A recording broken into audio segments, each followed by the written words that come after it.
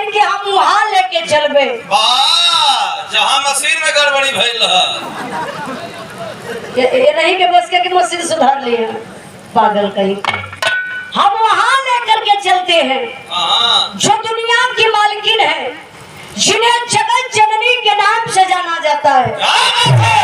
भजन से सबकर कल्याण हो जाएगी। तो 2 मिनट का भजन आप लोग प्रेम से कर ले मास्टर साहब।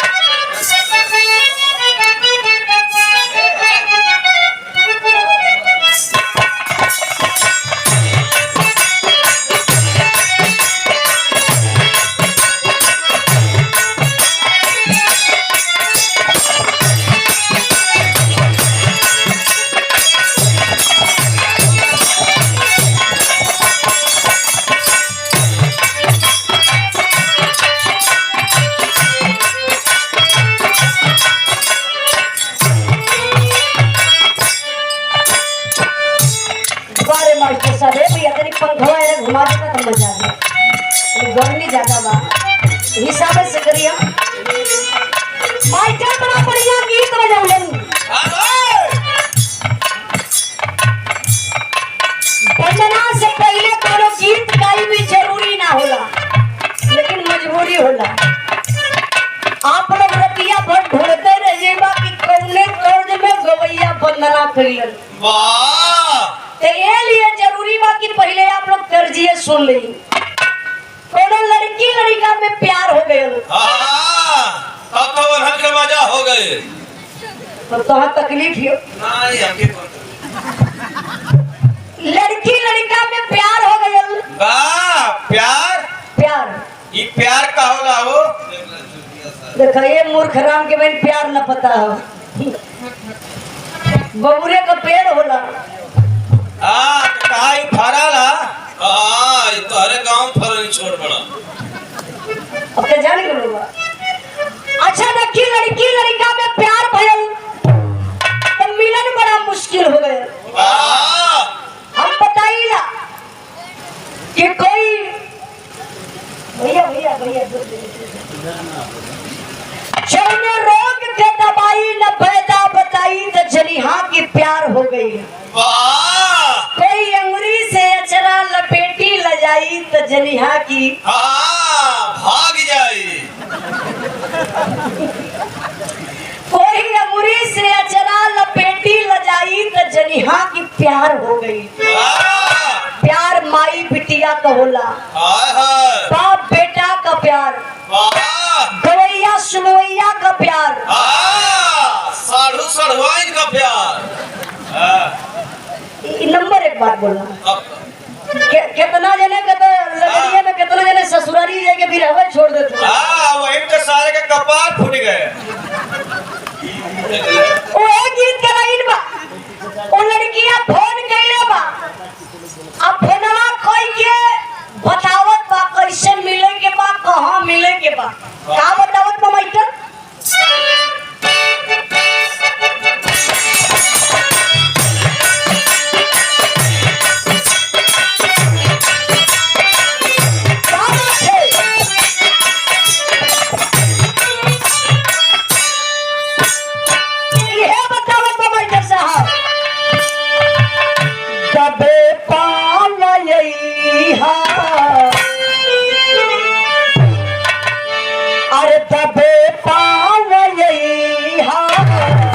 नजरिया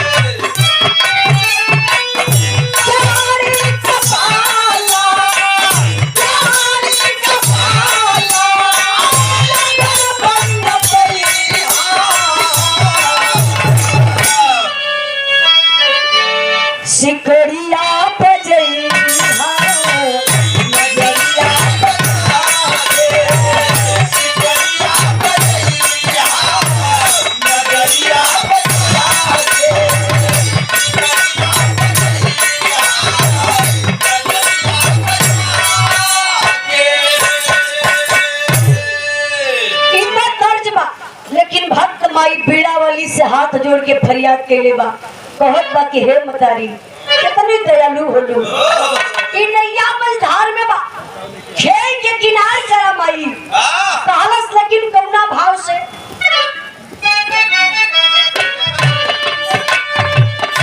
वीरेंद्र गुरु जी के तरफ से, कौन विभाग का गुरु हुआ भैया,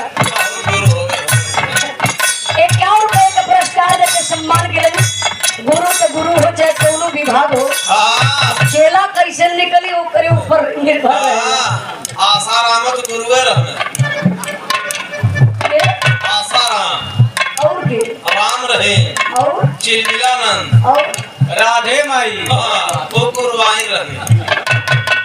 बहुत बहुत प्रणाम। 51 रुपए का पुरस्कार वीरेंद्र भैया के प्रणाम से भाई के नमस्ते प्रणाम कहना का बैठक।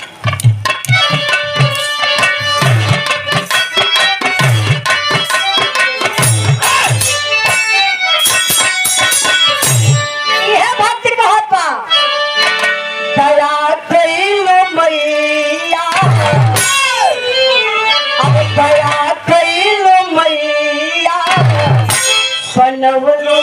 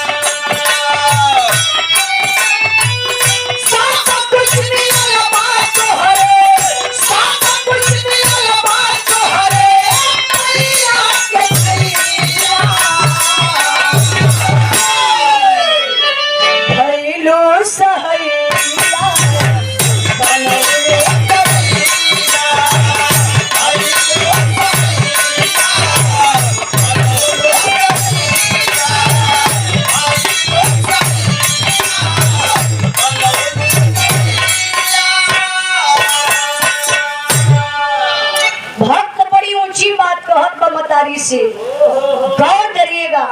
धन चाहिए, रुपया चाहिए, पैसा चाहिए, लेकिन एक वो चीज ना चाहिए। कौन चीज में भाई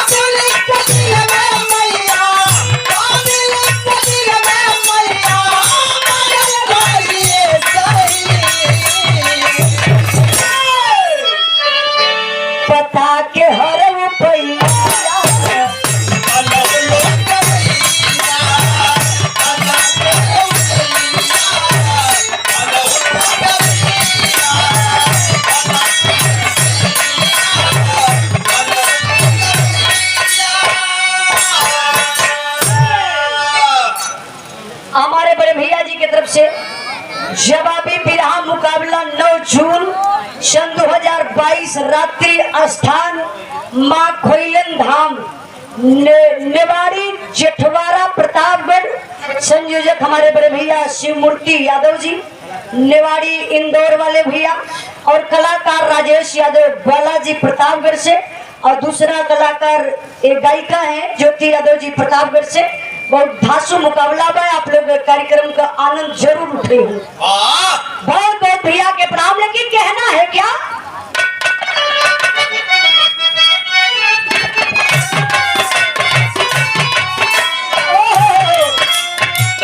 आखिरी बंद में भक्त माई से परिचय देत बा, कहत बका जान माई बापू रखलो समा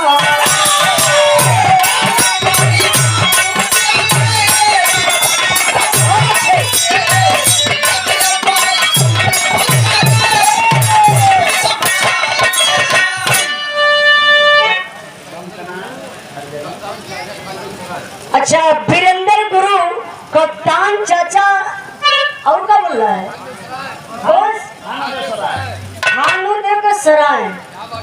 अच्छा अच्छा, ये खानों में को सराय हो। क्या बात है, बहुत बहुत भैया के प्रणाम। वीरेंद्र गुरु की तरफ से 51 रुपए का अपना दूसरा पुरस्कार, बहुत बहुत प्रणाम, आशीर्वाद के जा रही। कहना है जान माई बाबू दिहल रखलू संभाल के।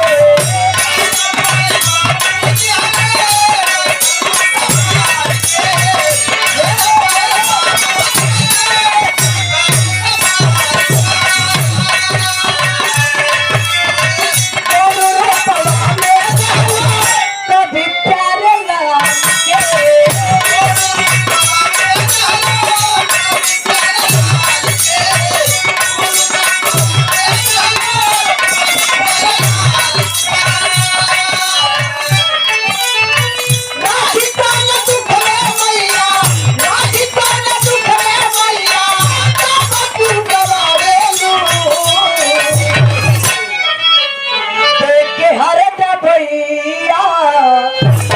अरे देख के हर दबैया बनवलू